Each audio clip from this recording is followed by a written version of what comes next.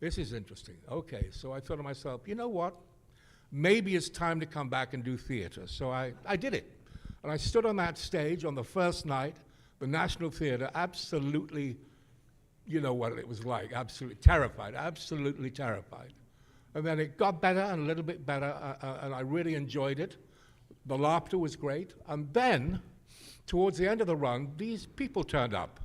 And they were, well, it was the casting director from Doctor Who, and it was the director from Doctor Who, and they were looking for a Winston Churchill. And guess who got the role? Yeah, I got it. Victory of the, what was it? Daleks. And I could not believe when I got the script, and I thought, wow, this is amazing, playing Winston Churchill with Matt Smith, who was brilliant.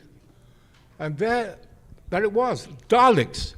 To be in a show with Daleks was just unbelievably fun, I have to say.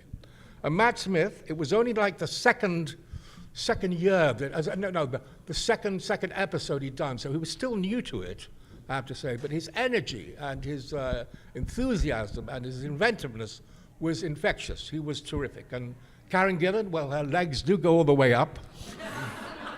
And she was gorgeous, I have to say, absolutely gorgeous. And they made my day one night when I came in, and they said, it was last night, it was Matt Smith was on the phone to me. It was Karen Gillan saying, he was on the phone last night. He said, it's McNeice, turn on the TV now.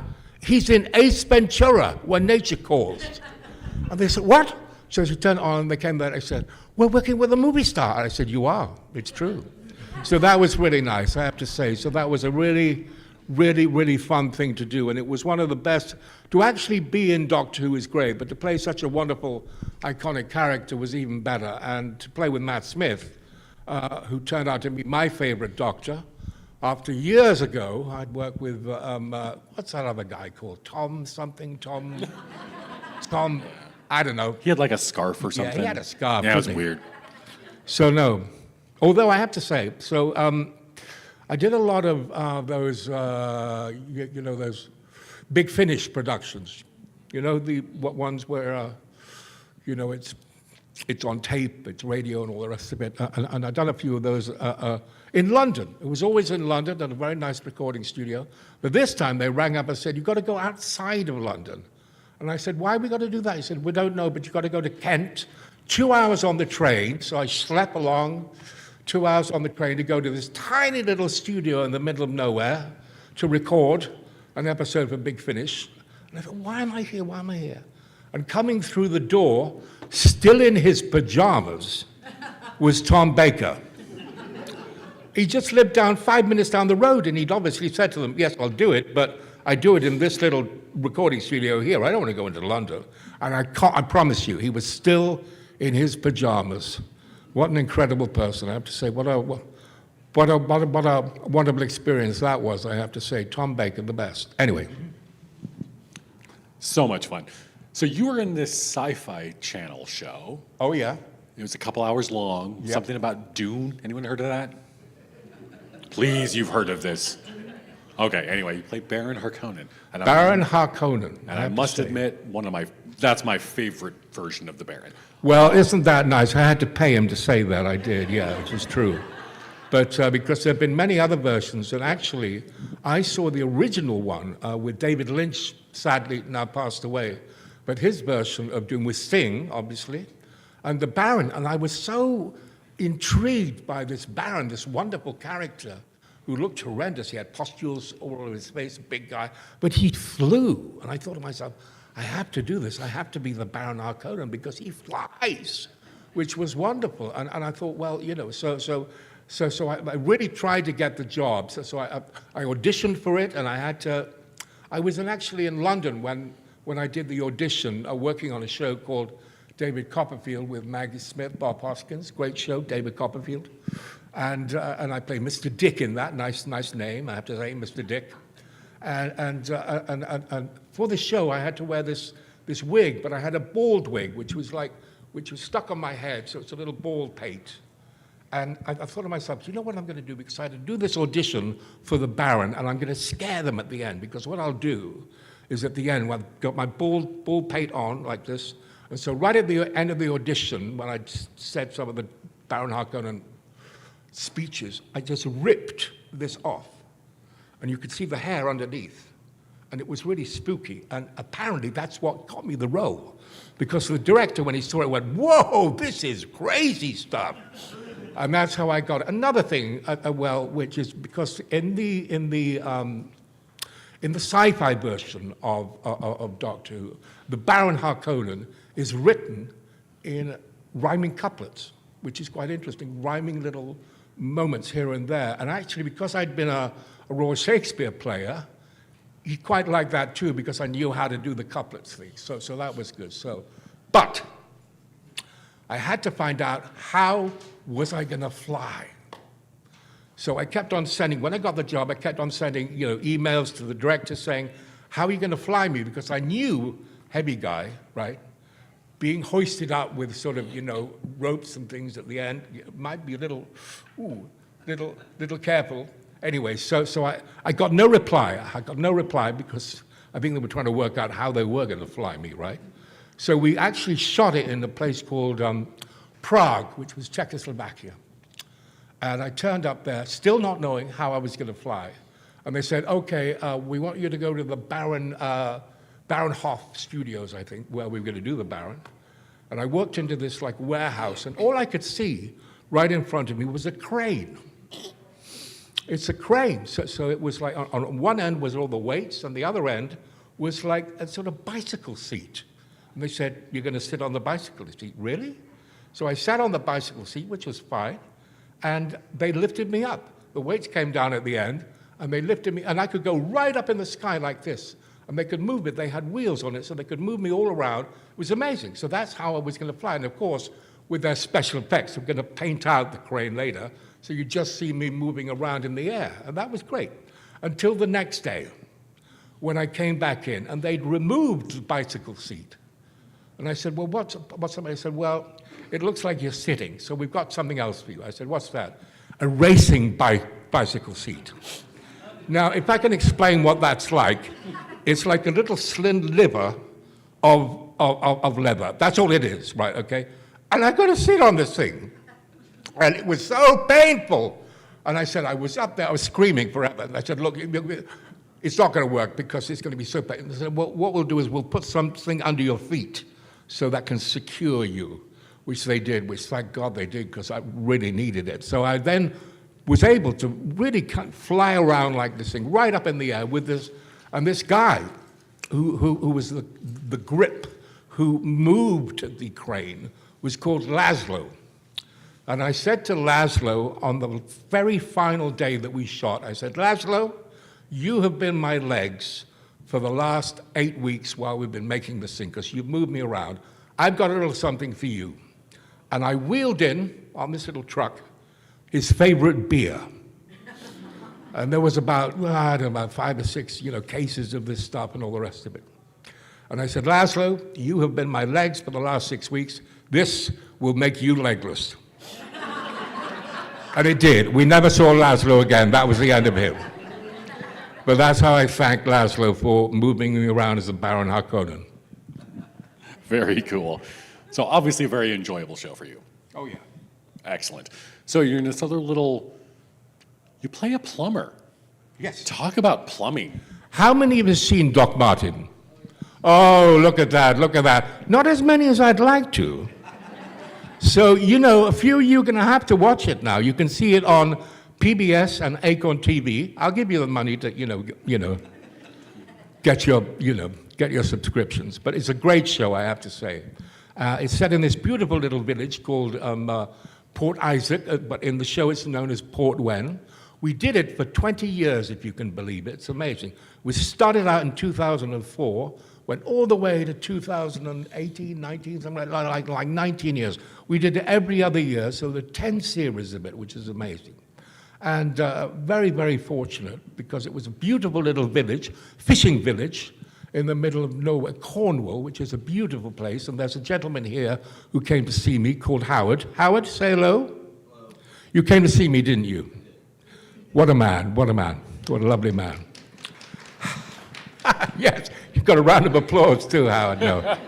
Howard I've known for many, many years. I met him at Gallifrey, when he was there with his sons and his stepsons and his stepdaughters. He's got 17 children, if you can believe. He lives in Salt Lake City, so you know why. He's a Mormon. But no more, he got excommunicated, didn't you? Naughty boy. So that's Howard, anyway, I have to say. And he'd love to talk to you afterwards. He's very chatty. So say hello to Howard if you see him around. He's my best man. I call him Dad. He's actually younger than me, which is, which is good. So coming back to Doc Martin, yes. So I play this plumber called Bert Large, and it's about a grumpy doctor. It's similar to that show you had called Northern Exposure, right? About a grumpy doctor in a really quaint place in the middle of nowhere, all these quirky characters. And I played one of the quirky characters called Bert, who was a plumber to begin with, although he didn't do any plumbing. His son did everything for him. And then I just ate sandwiches and drank tea. And then I ran a restaurant. I didn't really run it because that all fell apart. Everything I turned to went up absolutely apeshit. It just went wrong. Until I started making my own whiskey in the show. And that really took off, I can tell you. No, it was very successful. So that was great. So yeah, Doc Martin. Do watch it if you haven't seen it. You'll have a good time. You will. You're going to get it, aren't you? Yes.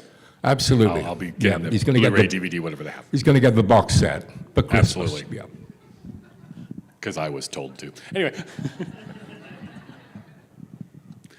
So you said you've worked with Big Finish in some of the audios. I know you did like the Churchill audios. Yes. So how do you like doing the audios as opposed to the theater, as opposed to the TV? Or is it all just a different way of acting? Anything that brings me money, that's what I like, But, okay, fair. But the Big Finish ones are great because I did this box set, which was amazing because, in fact, I did it as Winston Churchill, but then they said, in the thing, I had to do it, I had to narrate it as Winston Churchill do, and then I had to do the voices of the doctors.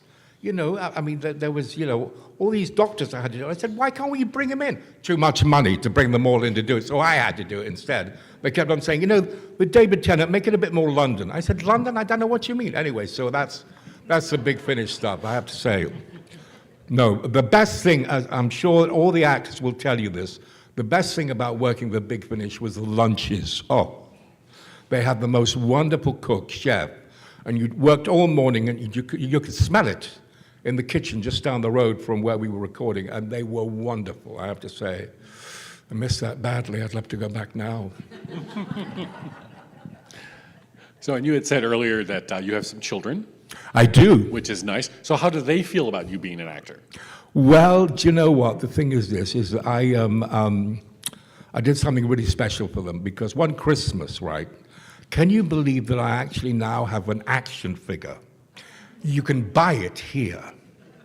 So come to my table where I'm signing, and there'll be a few boxes of me as Winston Churchill, an action figure. You've got one, Howard, haven't you? And you like it, don't you? Does it look like me? Yes, it does. It really is. They're terrific. So one Christmas, right, I had all my children, which is 5 children, 3 of my own and 2 stepsons that I've taken over as well. And I had them all in a line, and I gave them each a box of me as my action figure. And I said, close your eyes, and they didn't know what was going on. I said, close your eyes, and I put a box in all of their hands, and I said, now, if you want to change it with someone else, you can switch it around and do that. So they did all that, okay? Unbelievable that it's the same thing. They were getting the same thing anyway. So they opened it up, I'm like, Dad, you're an action figure. It's amazing. And it's absolutely true. Winston Churchill action figure, which is great. They'll be at my little table, so come along, very reasonably priced. I get nothing from it. Oh, Gene, the guy Gene from Chicago Titles, he'll be selling them, obviously. He'll get the money. Maybe I can get something from it. Who knows? Anyway, so do come along. Well, after you buy the action figure, you get it signed. You get it signed by me, yes. That's the important That's another part. $25. Yes, and totally worth it. It's a hell of a it. ride. It really is. I tell you, it's a hell of a ride. So can you tell us what you're working on now, if possible? I'm doing this convention in Minnesota. Okay, not that recent. And they told me just before I came, now I've been staying actually in Hutchinson, Kansas, right? Because I have an American girlfriend who I've had for 30 years, so she's more of a live-in lover now, I have to say, called Cindy. And we met working on a movie together years ago. She was a production coordinator on the movie, and the movie was called Ace Ventura: When Nature Calls. Anybody seen that movie? Yes, there we go. That's a few more than Doc Martin. That's great. So yes, that was the one with Jim Carrey. Absolutely. So anyway, so Cindy and I, she grew up in Hutchinson, Kansas, and just before Christmas, I'd gone to Chicago TARDIS, and from there I flew into Wichita, and then on to Hutchinson, Kansas, where I've been since Christmas, because she's got a 92-year-old dad called Roger, who's really very fit, but unfortunately his memory is starting to go a little now, a little fading, so we're having to move him into an assisted living accommodation, which is what we've been doing for the last, well, since Christmas anyway. So I actually came from Wichita to here, and just before I came, everybody told me, "You're going to where?" I said, "Minnesota," and they said, oh, it is so cold there. And I arrive, and it's 50? What is going on with you guys? We don't know. I bought a big puffer coat and everything, and I don't even wear it. I go out, I'm naked, for Christ's sake. 50. And today, I think it's, 30 plus or something. So what is this with it being very, very cold? Apparently, 2 weeks ago it was minus something? Yeah, last weekend it was like minus Last 22. weekend, minus. Thank God I didn't come then. Which, by the way, would normally have been when we held this event, isn't it? So, you got lucky because the hotel couldn't take us last weekend. What was that? Console room. Console room is normally last weekend when it was minus 22. No, I have to say. Anyway, so I talked a little about where I met Cindy, and that was with this show called Ace Ventura: When Nature Calls. And of course, my kids, as soon as they heard, you're going to work with Jim Carrey, Daddy, anything I'd done before you can forget. 4 years at the Royal Shakespeare, forget it. Whatever I did, forget it. Jim Carrey, you're going to work with Jim Carrey. And it was amazing, I have to say. And this man, right, I worked with him for 4 months, right, every single day, and my goodness me, what an hysterical time, I have to say. Very, very, very funny man. And what happens, right, on these big movies is that the lighting setups take 2 hours. When you shoot one way and then you've got to turn everything around, shoot the other. You've got big lighting setups take 2 hours of that. Most people go back to their caravans or Winnebagos or trailers, have a cup of coffee, read a magazine, book. Jim Carrey stays on the set and entertains the electricians. He does stand-up, he does funny voices, funny talks, he does musical instruments, he does funny, walks up and down, and he does stand-up. I mean, he is extraordinary, and he's on it 24 hours a day. I mean, he is amazing. And in fact, the script, you can forget the script, it goes out the window, because every day he improvises the whole thing. And I just, where do I come in? Because I can't learn anything. And so eventually he called me, hey, Reaction Jackson McNeice. Because I was able just to think when I'd finished what he was doing, that I'd come in with something. So goodness me, it was a baptism of fire, I have to say, but amazing. I mean, he is phenomenal, isn't he? Let's face it. Any fans of him? Will we like him? Yeah, me too, I have to say. I wish I earned the same money. When I was there, right, on, I think it was Time magazine or one of those magazines had Jim Carrey, the first $20 million man. And that's on his next picture, right, which was Cable Guy. He was going to be paid, the first American actor to do it, $20 million for a movie. So I said to him, Jim, I said, look, come on, $20 million for a movie? What's it like? He said, it's like getting a golden birthday cake every day of your life. And it was, for goodness sake, that's it. Asked him for a loan later on, it didn't get anywhere. Goodness me, $20 million. A little more than the fee I'm getting here, I can tell you. So what's some of your favorite interactions with fandom? Because how many conventions do you do? Do you do a lot of conventions? I have done a lot of conventions, I have to say, and I've done them all over England, all over America. I mean, Gallifrey, Chicago TARDIS, Florida, all New York, all over Australia. It's the gift that keeps on giving. I've done Doctor Who conventions It's just extraordinary. But you know the best, right, is the Doctor Who cruise around the Caribbean. Now what, I mean, please, come on. So they say to you, oh, okay, look, all you have to do, right, is just in the evenings, you sit down at a table and just chat to the guests who are there. So this boat, right, it comes out of Miami or it takes 3,000 people on the boat. There are like 92, 93, Doctor Who nerds, who are the fans. There were about 5 guests, I think there were. I mean, Peter Davidson was on my cruise, who I think you know, who's here this weekend, so he was on the cruise. Howard was on the cruise too. There he is, he's just there. And so that was amazing, and it's amazing because, all you have to do, it's free, So they fly you out there, give you the cruise, 7 days around the Caribbean. It's amazing, and then all you have to do is chat, talk to them over dinner. So it's the most wonderful thing. So thank you, Doctor Who. I have to say, it is amazing, isn't it? It really is. And conventions like yourself, it's wonderful, which is, and you get to meet the fans too, which is nice. We had a nice little evening last night for people who paid lots of money, the VIP people who came and had a chat with us, which was nice last night. A little nice food too, by the look of it. Yes, good. Oh yeah, good food. Oh yeah. Let's see. So is there anything else we can think of? No, anyway. So I like the way you've done your research. I know. I've done a ton of research for this. Like 10 minutes ago. Most people have a little, a crib list that they can look at, and you just make it up on the day, aren't you, love? Yeah. I'm usually pretty good at that, but I'm kind of tired.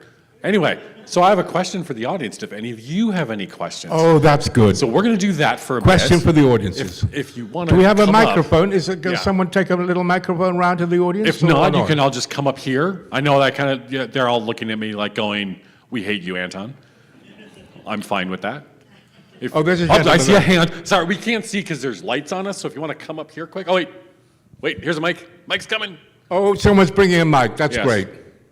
Wonderful. Thank you. Thanks, Natasha. Thank you very much. Thank you. We are very much an ad hoc convention. So, Ian, I heard you do go to Port Isaac a lot just as a tourist yourself because you love the community and the area so much. Have you ever thought about doing like a celebrity travel thing to Port Isaac? Because I think it would be a lot of fun to hang out with you there. Oh, that's right. Yeah, absolutely. Well, do you know what? The thing is this, is that Acorn TV organize a group of people each year. They have about 2 or 3 groups coming down about, and they're coming to Port Isaac. There's about 30 of them, and so you can actually meet up with them, and sometimes they come up to London to where I am, and I'll go and have dinner with them and chat to them. So yes, so it actually happens. It really does happen. So I do that quite a lot. Meet up with the people who come on those tours, which is nice. But it's a fantastic place. It really is. It's a very beautiful place. And actually, one of the things that I did when I did the show, because you walk into the village, and normally there's, probably 100, 200 people every day coming to see where we make Doc Martin. And they're all there. And of course, if I walk around, they go, "Hey, Ian, can I have a photograph? Can I have a photograph?" I said, "Sure." And then I thought to myself, maybe I can do something well with these photographs. So I used to carry a little green bucket. And I say to them, look, yeah, have a photograph, absolutely, but put £1 in there, or like $1 or something like that, in the little bucket. And by the end of the series, which would be about 4 months, I'd have about £6,000 or £7,000, which I then gave to the lifeboat, the people at this little lifeboat station in the village so I used to give them as their charity. And I do this over about, 4 or 5, 6 or 7 years. And by the end of it, I collected, virtually £100,000 just by my little green bucket. So that was great. So that was nice. Yes. Nice. Hi, I just wanted to ask, what was the hardest part of playing Winston Churchill? Playing Winston Churchill, the hardest part.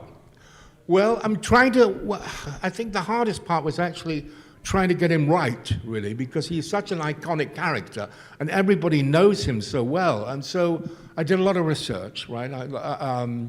I read a lot about him. I listened to a lot of tapes because all his speeches are there. So, so I did that. I actually went to where he was born, which is Blenheim Palace, and just nearby is his graveyard in this little tiny village. So I went to see his grave, and he's buried next to his wife, Clemmy, in this tiny little graveyard. And when I got there, it was kind of spooky. It was like sort of, it was like eerie, really. And there was little sort of very dark, and there was this like sort of mist around and everything. And suddenly I heard this noise coming up saying, "Don't muck it up, boy." And that was Winston saying to me, please, if you're going to do me, get it right. As a follow-up, how many cigars did you have to smoke? Hi. You said you worked with the Royal Shakespeare Company. Do you have a favorite Shakespeare play? Yes, I do. I mean, I suppose. I did a Shakespeare play called As You Like It, and I played Touchstone. So that was one of my favorite characters, I have to say. No, it's been a lot of happy years of the Royal Shakespeare Company. It was Stratford-upon-Avon, of course, and this show that we took to, this landmark show that we took to Broadway, Nicholas Nickleby, it was like 9 hours long. It was, it was quite an extraordinary time, and they had this, they had, all the restaurants used to do the Nicholas Nickleby dinner that you could go halfway through the show, you could see the whole show on a Wednesday.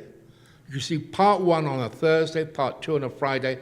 Saturday, you could see the whole show again, and Sunday. And then we got 2 days off, Monday and Tuesday. So Monday's always dark on Broadway. Tuesday, we went to see all the other shows, which was great. And I saw Dreamgirls, the original Dreamgirls, which was great. So it was very lucky to have that too. So yes, I would say Touchstone in As You Like It, yep. Any other questions? There's got to be something, surely. No. So there is one. Would you like it? Would you like the microphone? Yeah, here it's coming. It's coming. It's coming. I just recently watched Pie in the Sky. Oh. And so, yeah, I was asking Mr. if you Chucky remember. Chicken. I was wondering if you had any memories of that back in the 1990s. Yes, yeah, with the wonderful Richard Griffiths, which was a wonderful actor who played him. Absolutely. No, I worked with Richard several times, including a wonderful movie called Funny Bones, which we did together.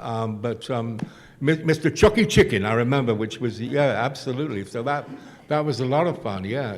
It's so funny because people will come up to me at conventions, just like you've done so, and you go, "Oh my God, that takes me back." And you think to myself, yes, I did that. It's like drowning, isn't it? Seeing your life before you as you go by. Mr. Chucky Chicken as it comes by, which is great. Yeah, no, absolutely. That's very happy memories playing him. Thank you. Yeah.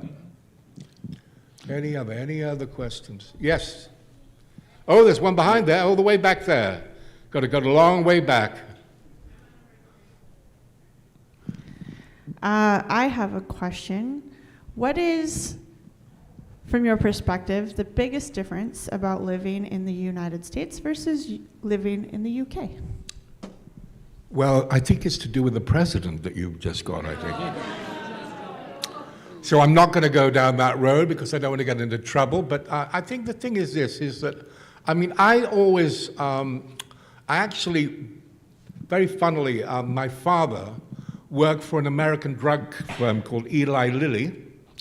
And when I was about 8 or 9, we actually came to America for a year because my father had to go to Harvard to learn American business studies for a year. And we went to Indianapolis, Indiana, and that's where we lived. And I went to school there. And so when I came back, and so it was brilliant because then, in those days, in the 1950s, late 1950s, I saw color TV for the first time. Because in England it was black and white, and then these things called TV dinners. Oh my goodness me, that's wonderful. So I could have it on a tray in front of the television, my little TV dinner. So those are wonderful. Hamburgers, which were great. And I can remember I sprained my ankle, and so I had to get out of the car, and I was just about trying to hobble across, and the police car just pulled up, and this guy said, "Hey, we can help you." And so he actually helped me from the car into my house, and then he showed me his gun, which was extraordinary because our policemen don't carry guns, so that was an amazing thing. So yeah, no. And by the time and drive-in movies, so all these wonderful things, and I'd always wanted to go to the prom. I always wanted to be, have the prom date and go there, but that didn't happen in England. So by the time I finished, I felt more American than English. So I've always, of course, I've got an American girlfriend, Cindy. So I've always veered more to America, I have to say, than Britain. So and I work quite a lot here now. I actually spent 10 years in Los Angeles after Ace Ventura: When Nature Calls. I actually went to LA and then did quite a bit of work. I did a pilot for DreamWorks called 708, which was great, which didn't go anywhere, unfortunately, but there you go. But yes, so no, I feel very much that I'm more... I went to some friends of mine in Oceanside. We went to Mexico for the day, and they said, look, when we come back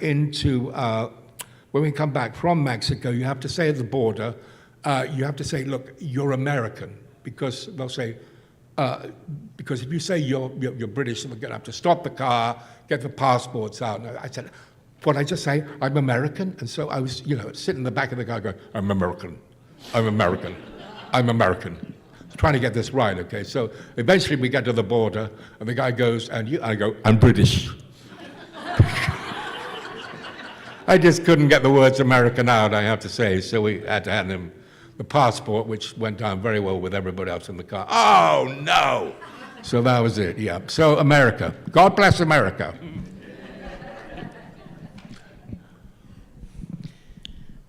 Out of all the places that you've been able to perform, whether it be television, movies, stage, where would you say is either like the coolest or the most interesting or your favorite place that you've ever performed, regardless of the project? Well, you know what, the thing is this, is I've been so lucky over the years, and I have to say hugely lucky, to have worked with so many wonderful people. I have to say, because over the years, I worked with Johnny Depp in From Hell. I worked with Tom Cruise in Valkyrie. Michael Keaton I did White Noise with. Edge of Dark.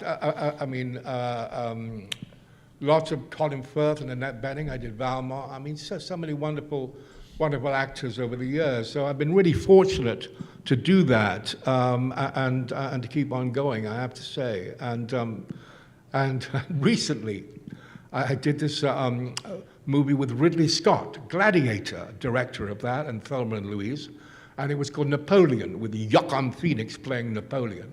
And I played Louis XVIII, just a tiny role, a couple of scenes in it and the rest of it. And I can remember we did it at Blenheim Palace, where Winston Churchill was born. We shot it at Blenheim Palace. And I can remember Ridley Scott, I did a little interview on tape for it and got the role, and he comes across, and there he is coming in through the door, and it's Ridley Scott, this Sir Ridley Scott. And he comes over to me and goes, "Hi, Ian." And I said, hi. We have a little chat. And he said, "Would you like anything? Can I get you anything?" I can't ask Ridley Scott to get me a cup of tea, you know what I mean? So I said, no, I'm fine. And so he goes away, and the assistant comes up to me and says, "Is everything all right?" And I said, "Yeah, absolutely right." And I said, "But you know what? I'd love a cup of coffee." And he said, "Oh, you can't have a cup of coffee in here." I said, "Well, Ridley Scott just offered me one." He said, "Well, he's different. He's got a tent with a coffee maker in there." I should have asked him, shouldn't I? I should have said, "I'll have a cappuccino, Ridley. Heavy on the sugar. That'd be great. Thanks." But anyway, so I went to see it. I went to see it in the cinema, right? And they cut me. Half of my scenes is gone. And I think to myself, goodness me, what's happened? And so I rang up a friend of mine who actually did the costumes in it, called Janty Yates, who we'd worked with on a movie called The Englishman Who Went Up a Hill and Came Down a Mountain. Anybody seen that movie? Oh, there's 1, 2, 3, 4, 5. Thank you. Anyway, so with Hugh Grant, there's another actor I work with. So anyway, so I say to Janty, "What's happened? I'm cut from the movie." He said, "Well," he said, it was overrunning by about 52 minutes. And so we had to cut it back for the theatrical. He said, but don't worry, because when it goes on Apple TV, all the scenes will go back in. And sure enough, watch it on Apple TV, because you see all of me. Don't go to the theater and see it there. Watch it on Apple TV. So there you go. Yes, right at the back. I've got a question from online from a Jay. He's asking, are you going to be doing any more Big Finish audio? Well, I think what we're going to have to do is ask the people from Big Finish and ask them if we could do more, and I think they'll say, well, hopefully they'll say yes. Maybe, hopefully. It really up to the Big Finish themselves, but I don't have anything on the books at the moment. But you never know. We might be bringing back Winston Churchill at some point to do more box sets. We'll have to see. Any other questions? Any more? Yes, yes. Another question from our remote attendees. Has anyone asked you to portray Nero Wolfe? I think it would be very interesting to see how you choose to interpret him. Who is this? Nero Wolfe. What is that? Nero Wolfe? No, I don't know this. Who's this? Detective? Yeah. Famous detective. Oh, I'm intrigued by this. We're going to find out. We're going to look. Oh, Rex Stout. It's coming.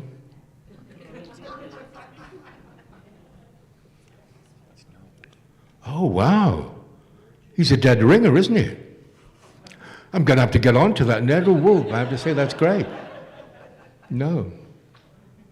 I tell you, recently I played another, luckily, I played another iconic character called Alfred Hitchcock. There's been a mini-series, I don't know whether you've had this yet, a Cary Grant mini-series, 2 hours long. Anybody seen it? Well, it should be over here soon anyway, but Cary Grant, played by Jason Isaacs, a really good actor. He does a wonderful job of Cary Grant. He's got his voice down to, you know, absolutely wonderful. And he's got this little dimple that the makeup people did for him as well. Looks exactly like Cary Grant. It's a wonderful miniseries, 2 parts, and it's all about his life story. His real name was Archie Leach. Difficult, isn't it, if you're going to be an actor called Archie Leach? So he changed to Cary Grant, and he actually, at the age of 15, he came to New York to work in a circus.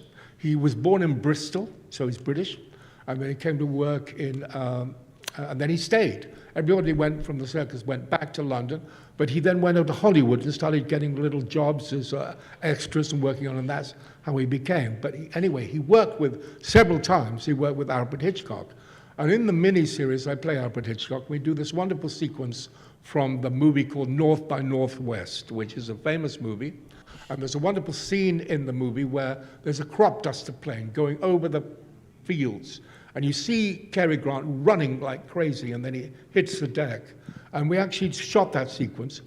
It was the same sequence that they did in the movie. It's done in a studio. So that whole sequence of him running and falling down was done in the studio. All the rest of it was green screen, blue screen with the aerial bit on top. It's amazing. So we recreated that in the miniseries, and so that was a wonderful chance to play Alfred Hitchcock. And later, about a year later, I got asked to do Alfred Hitchcock again in a play at the Hampstead Theatre. And it was a play with him, myself, and Tippi Hedren, the wonderful actress from Marnie, and she was obviously in The Birds as well. And it was their relationship. Wonderful actress who played Tippi Hedren, called Joanna Van Dam, wonderful actress. And so we were in this play together, and he treated her very badly, apparently, because he actually he was in love with her. And of course she wouldn't put out, so he was very, very tough with her. And when they came to the end of Marnie, she had about another 2 or 3 years on his contract. And she didn't work with him again, but he wouldn't let her work with anybody else. So the next 3 years, she couldn't do anything, because he said, no, you're under contract to me. And she couldn't do any other films. So it was a very, very tricky time, so tricky individual. Any more questions? Yes, one over there.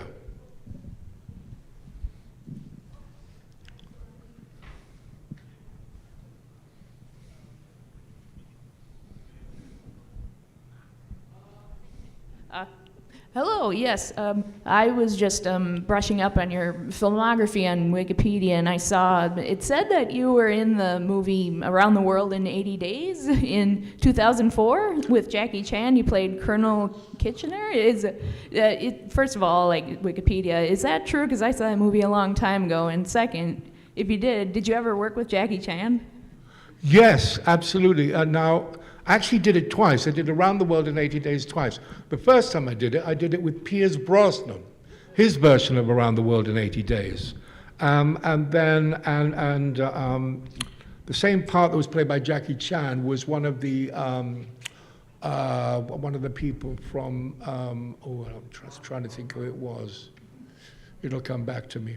Anyway, the one with Jackie Chan is amazing because Jackie Chan doesn't speak any English. So what they do is they have boards up in front of him, and he really has to sort of look at the boards with the lines that are written and trying to get them out that way. He's got someone who actually helps him with his speech as well. But also the other thing about Jackie Chan is that he has about, I don't know, about 6 or 7 other Jackie Chans with him, and he decides what stunt he will do, which is amazing. And so he's, I'm not sure I want to do that one, so he'll give it to somebody else.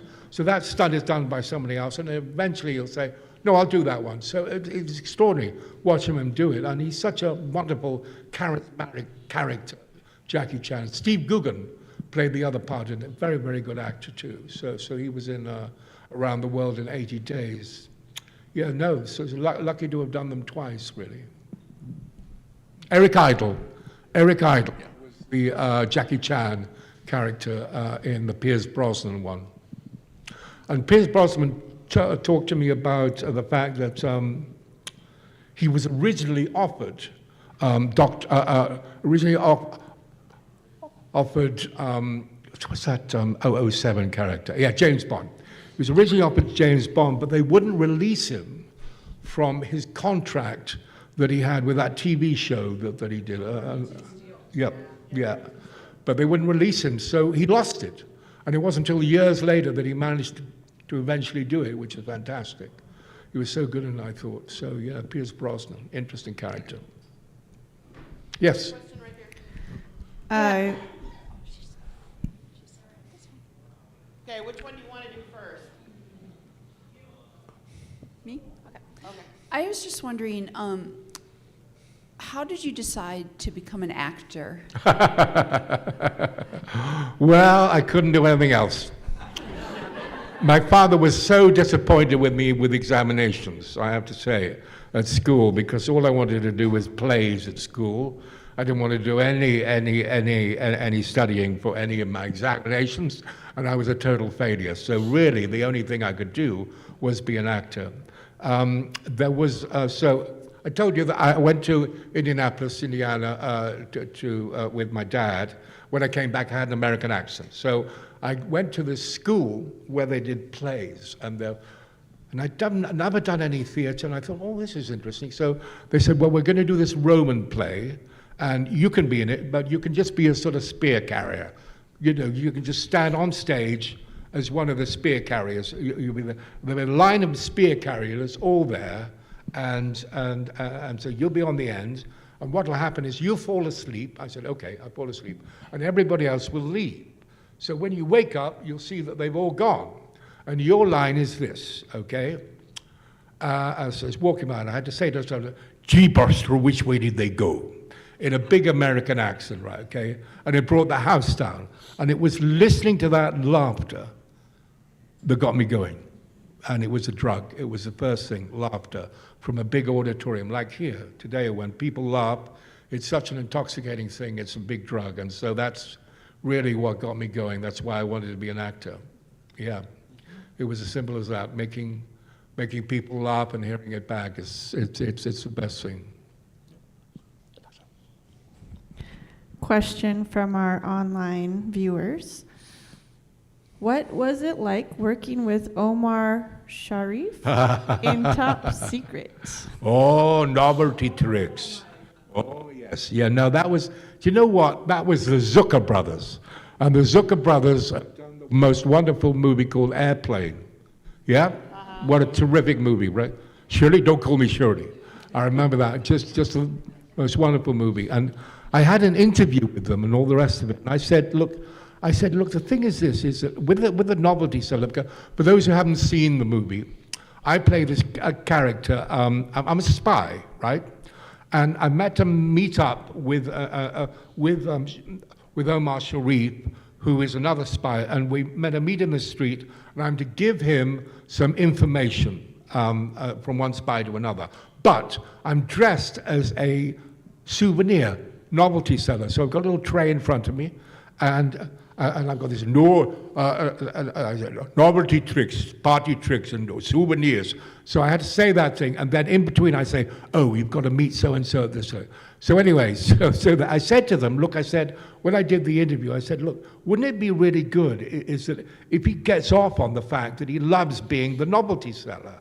So, you know, he's a spy, but really, it's so good. So because what used to happen was I say, look, okay, you will try this smoking cigar. So I give Omar Sharif this smoking cigar, and it would explode, right? And his face would go all black, and I'd go, oh, this is so good, so good.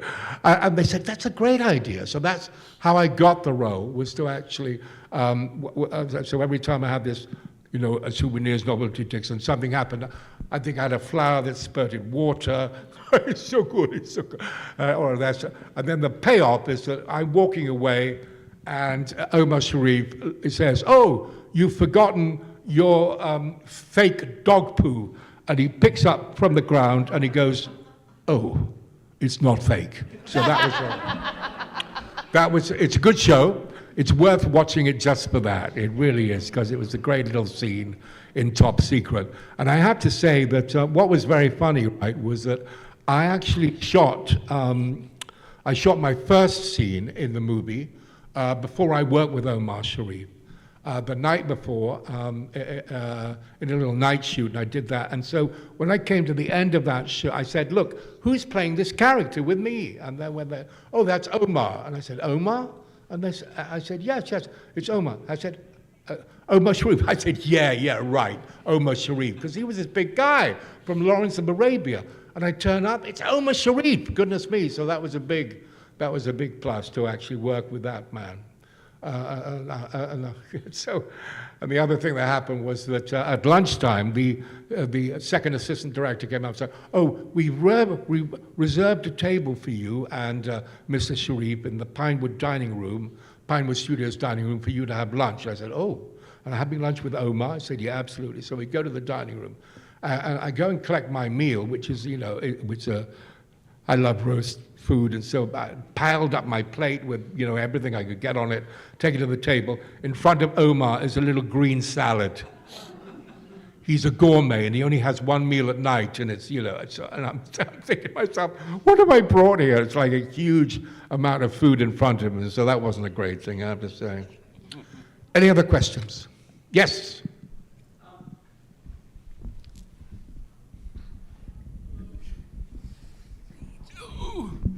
Hello? Okay. Hi. Hi. One of my favorite characters, I think, on British television is Bert Large. I just love that character because he's got a heart of gold, but he always kind of gets himself into kind of trouble. Like I remember the scene where he's standing in Doc Martin's office with like water up to his knees or something, and then I think that was Bert Large that. Actually, the people started getting sick, and the dishwasher was actually hooked up to the sewer. That's right. And I'd done the plumbing for that, yes. Oh, it was so funny because everything turned out really funny. Like, you know, when he was doing bottled water, because he always kind of knew how to do things on the side, kind of a handyman, and I just love the character and his son too. Well, that's great. You've actually nailed him. I mean, all that is absolutely true. That's absolutely true what happened, and you know, everything he turned to shit. It was right. You know, everything went out the window because he was just hopeless at what he did. But he did have this heart of gold, which made it. You know, he was a real pushover, really. So absolutely no. I miss him dearly. I mean, it was a great character to play. And you know what? I cannot believe, I mean, I'll be like, for instance, I'll I'll be in the line in the supermarket, Dillon's, in Hutchinson, Kansas, and suddenly I hear, Bert? Are you Bert Large? And, you know, it's crazy. In the middle of nowhere, people will come up to me and go, Bert Large, I got off the plane in Minnesota. I'm going to baggage claim. And then someone goes, Bert? I mean, it's extraordinary to think that this character reaches so many people, which is wonderful, I have to say. So, yeah, no. Well, it always kind of reminded me a little bit about, Tamer, but Laurel and Hardy, because they would do they had good intentions, but it always went out the window with them. You're absolutely right. It's very, very similar to that, yeah. Very cool. Well, I think we're about out of time. Yes, I'm seeing a nod. So at this point, I think we are out of time. Again, Ian McNeice, is there any better? Listen. So thank you all for joining us. Remember, he'll be outside and he'll be selling his autographs and everything else along with our other wonderful guests of honor. Don't forget that they have other interviews and everything else throughout the weekend. And please have fun and thank you for being here at Council Room. Thank you for being a great audience. That was wonderful. Thank you. And thank you, Howard.